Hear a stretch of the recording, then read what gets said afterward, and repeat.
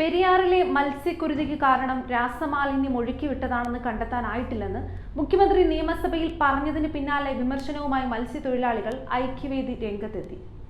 ശാസ്ത്രീയ പഠന റിപ്പോർട്ടിന്റെ പൂർണ്ണരേഖ പുറത്തുവരും മുമ്പ് മലിനീകരണ നിയന്ത്രണ ബോർഡിന്റെ വാദം ആവർത്തിക്കുകയാണ് പിണറായി എന്നാണ് ആക്ഷേപം. കുഫോസിന്റെയും ഫിഷറീസ് വകുപ്പിന്റെയും റിപ്പോർട്ടിനെ മുഖ്യമന്ത്രി അവഗണിക്കുന്നത് മത്സ്യത്തൊഴിലാളികൾക്ക് നഷ്ടപരിഹാരം നൽകാതിരിക്കാനാണെന്നുമാണ് ആരോപണം ഉയരുന്നത്. പെരിയാറിൽ രാസമാലിന്യ സാന്നിധ്യമുണ്ടെന്ന കുഫോസിന്റെ പ്രാഥമിക പഠന റിപ്പോർട്ടും വ്യവസായശാലകളിലേക്ക് വിരൽ ചൂണ്ടുന്ന ഫിഷറീസ് വകുപ്പിന്റെ റിപ്പോർട്ടും അവഗണിച്ച് മുഖ്യമന്ത്രി നിയമസഭയിൽ നൽകിയ മറുപടിയാണ് ചർച്ചയാകുന്നത്.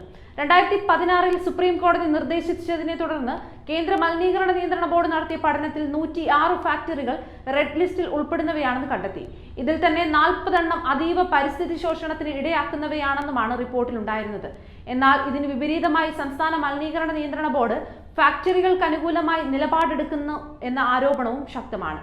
ഈ സാഹചര്യത്തിലാണ് കഴിഞ്ഞ മെയ് മാസം ടൺ കണക്കിന് മത്സ്യങ്ങൾ പെരിയാറിൽ ചത്തുപൊങ്ങിയത്.